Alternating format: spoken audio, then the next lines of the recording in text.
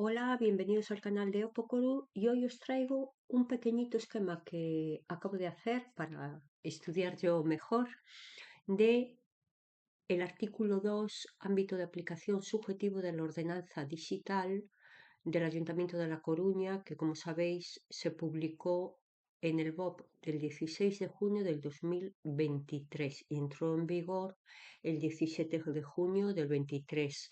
Os comento que luego voy a dejar en el primer comentario anclado un enlace para que podáis descargar, si os apetece, en PDF este esquema. Vamos allá. Artículo 2. Ámbito de aplicación subjetivo. Ordenanza digital del Ayuntamiento de La Coruña, BOP 16 de junio del 23. Lo que sí, un pequeño inciso, lo voy a decir en castellano para aquellos que os cueste entender un poquito el gallego. ¿De acuerdo? Lo voy a ir traduciendo automáticamente. Está en gallego porque en la página del ayuntamiento está en gallego. Luego también veréis en la parte de abajo que tenéis el enlace, ok, del portal de transparencia de donde quité, bueno, pues este articulado. Vamos allá. Artículo 2. Ámbito de aplicación subjetivo. 2.1.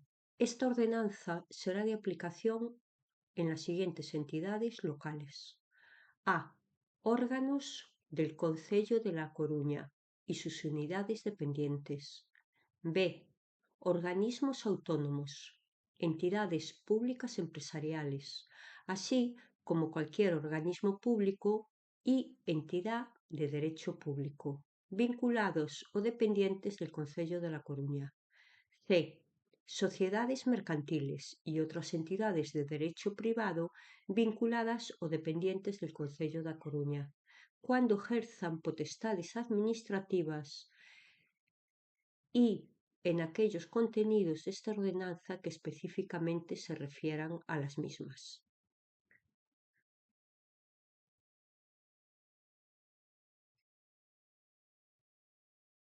(2.2) Será de obligada aplicación a 1. Sujetos adjudicatarios de contratos municipales, operadores de encargos, encomiendas, convenios, acuerdos de colaboración y cooperación y otras figuras semejantes en sus relaciones con la entidad local y con los usuarios en el marco de prestación de estos servicios públicos.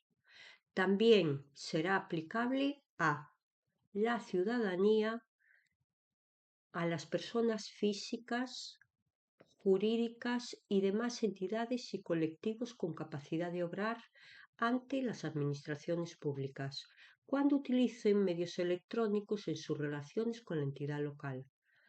También será aplicable a empleados o empleadas municipales para los trámites y actuaciones que realicen en su condición de empleados públicos con las administraciones públicas. Y como veis aquí al final de todo, pues os he puesto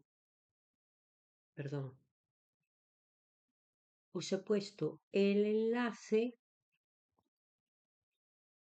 que os lleva directamente a el portal de transparencia. ¿De acuerdo? Chao.